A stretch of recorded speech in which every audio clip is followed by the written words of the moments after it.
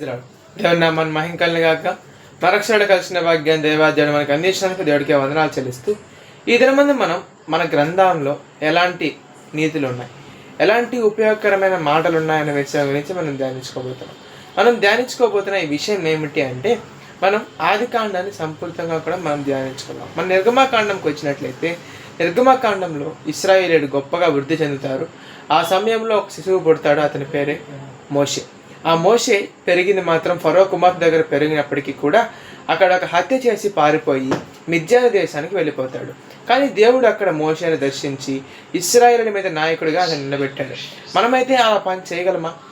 ఇతర వ్యక్తులను ఎవరైనా మనం అలా నిలబెట్టగలమా?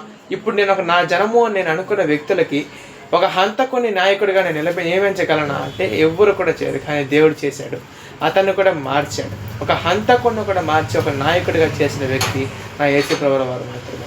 అలాంటి వ్యక్తి మనకి ఎక్కడ భూమి మీద కనిపించడు. ఇలాంటి గ్రంథము మీకు కనిపించదు, ఇలాంటి దేవుడు మీకు కనిపించడు. కాబట్టి నిజమైన గ్రంథాన్ని తెలుసుకొని నిజమైన దేవుని నమ్ముకుని ఈ వాక్యం దేవుడు దీవించి ఆశీర్వదించును గాక. ఆమేన్.